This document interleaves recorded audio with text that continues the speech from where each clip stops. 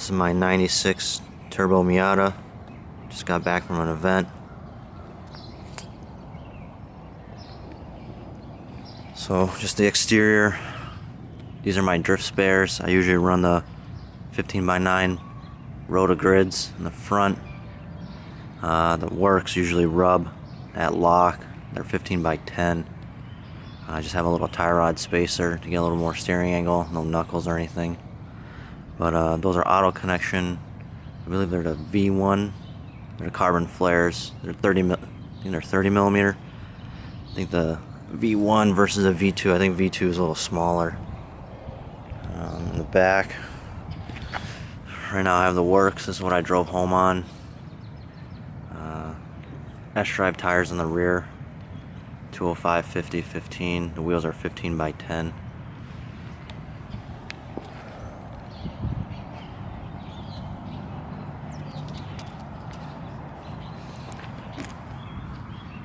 Some little racing beat exhaust. It's pretty quiet.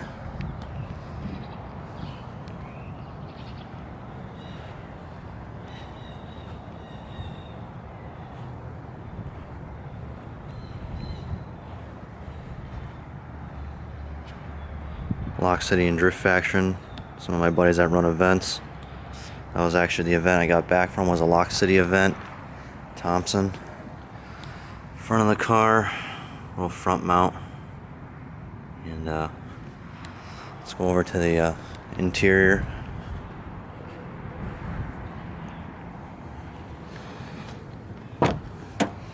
So this is the inside of the car. Actually, I'm going to put the top down so we can see a little better.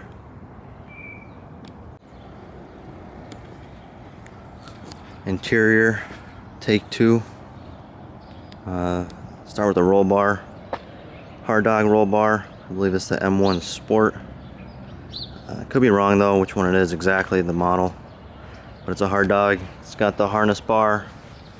It's got a pad for the top bar. Pretty nice not hitting your helmet on the actual tubing.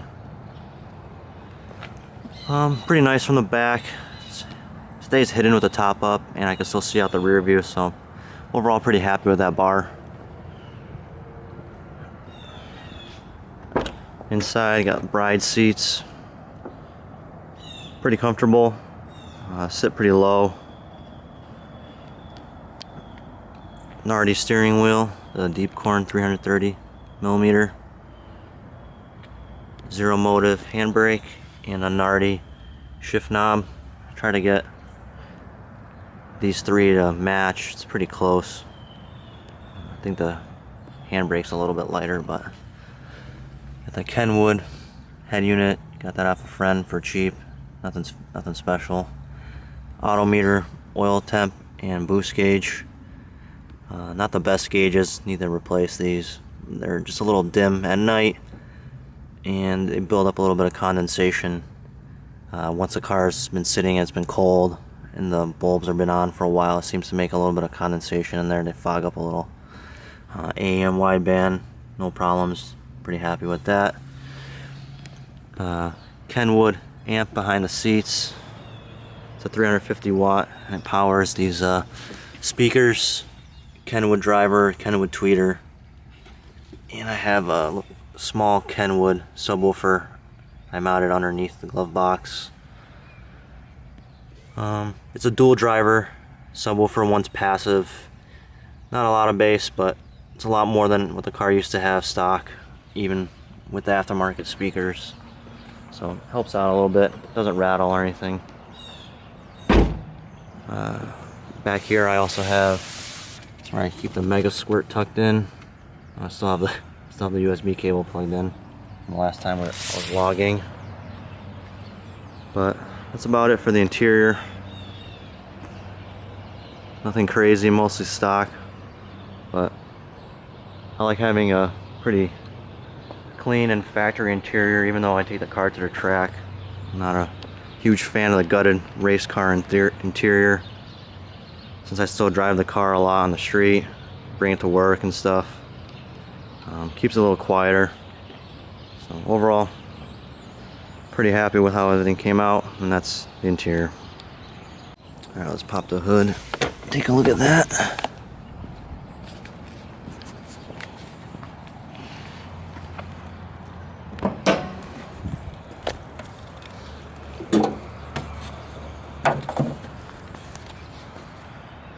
Alrighty, this is actually the second motor.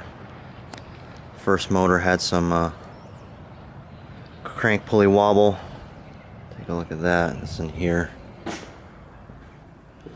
got my front wheels. I haven't put those back on. Here's the old motor.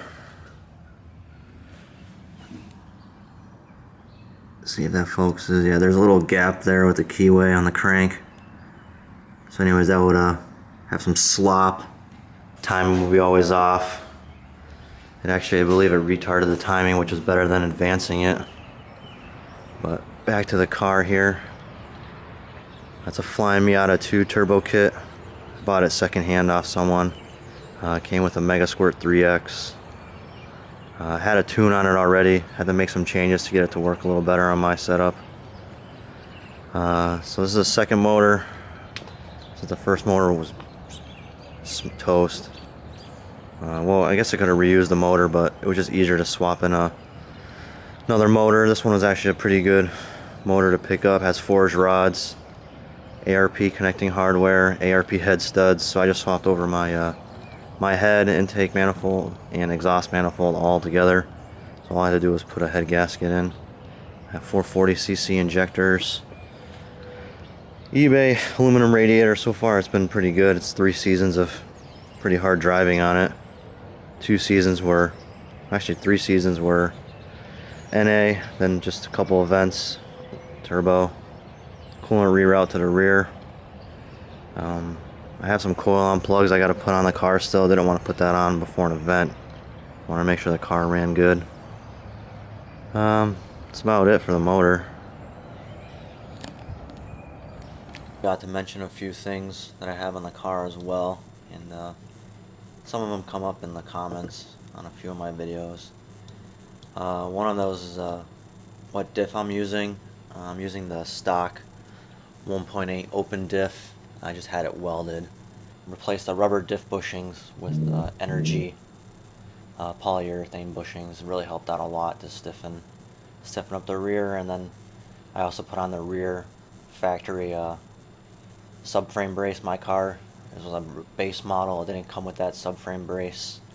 I know the M Edition comes with it, and a few of the other option packages come with it. Mine was just a very base model, so it didn't come with it. As far as my clutch, I'm just using the Flying Miata. I believe it's the level 1 clutch. Haven't had any problems. It worked fine. NA seems to work fine. With the turbo, when I had the motor off, I took a look at it. After 2 or 3 seasons of use, clutch still looked fine, plenty of life in it. So pretty happy with that clutch. The flywheel, I'm using an ACT flywheel. I believe it's a 12 or 13 pounds, so it's a little lighter than the factory one, but it's not the 10 pound that a lot of people use. I didn't want to have something that light. Motor mounts, I'm using the Mazda Speed comp mounts. Still rubber, but they're just stiffer than the stock ones. My factory ones snapped after a few drift events, just old age and a lot of miles on them, so they couldn't handle the abuse. And I'm using just an AutoZone power steering cooler. My power steering was boiling over at the drift events. I like having the power steering for drifting. I'm not a big fan of a manual rack for drifting, so I kept the power steering rack and just put a cooler on, and I put a synthetic fluid in, and haven't had that problem ever again, so that's been working out.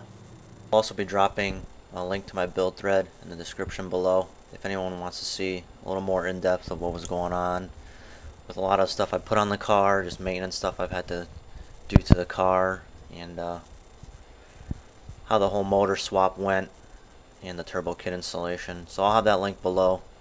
If there's more questions, maybe there'll be some more answers in my build thread. And that's it. Thanks.